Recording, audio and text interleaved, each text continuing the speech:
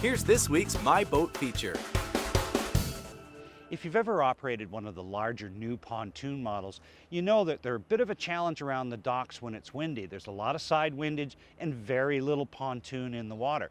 So this week on My Boat, we're going to install a cure for that handling problem, a retractable bow thruster made for pontoons. Like all SideShift thruster kits, the PT230 pontoon kit is comprehensive. All you need to add will be battery cables, terminals, an additional battery if desired, and marine sealant.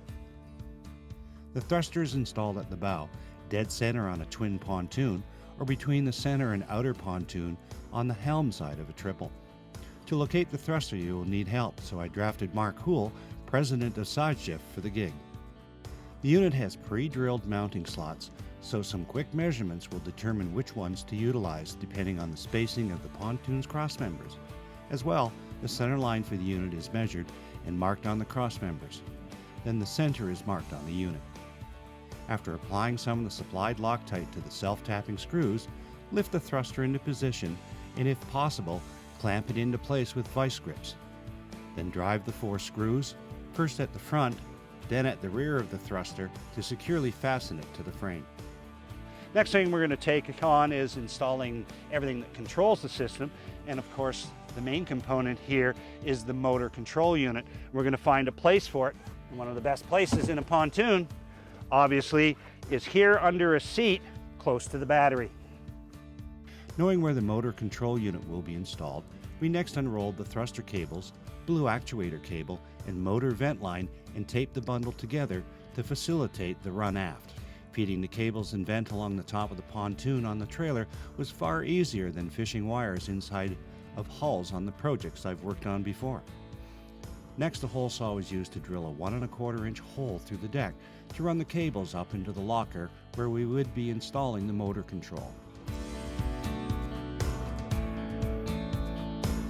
After stuffing myself into the helm console, Mark fed me the actuator cable from below through an existing wiring hole for connection to the actuator control. Back in the locker, we placed the control unit adjacent to the control box and fished the cable through to the helm. After cutting the length for the main battery cables, the cable ends were stripped, heat shrink was slipped onto the cables, and the compression terminals were installed. In the field, you will find a butane torch handy. On to the wiring. First, the switch 1 and 2 wires were connected to the control box. Next, the motor cables were connected. A 50-50 shot here on getting them right for port and starboard thrust. Next, the main battery cables and power wires from the control unit are connected to the negative and positive battery terminals. For safety, terminal boots were secured over the terminals and secured with zip ties. Then the control box and control unit, essentially a wireless receiver, were secured to the deck with stainless screws. The last task for this part of the install was to connect the main battery cables to the battery and secure them in the locker. At the helm, a location for the joystick was selected and the template label was pressed into place. After drilling a pilot hole, a 2 1/2 inch hole saw was used to create the main cutout. After cleaning up the mess, the hole in the actuator control was cut and smoothed with a Dremel rotary tool, then the control switch was snapped into place.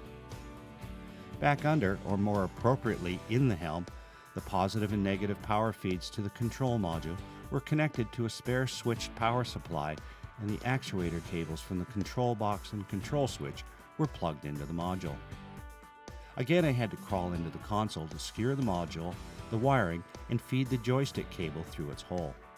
Plugging in the cable and securing the joystick to the helm with silicone completed the install. Well, we got the boat in the water. The installation went quite well, so now it's time to put the SideShift Bow Thruster through its paces. We'll start with powering the system up and lowering the unit.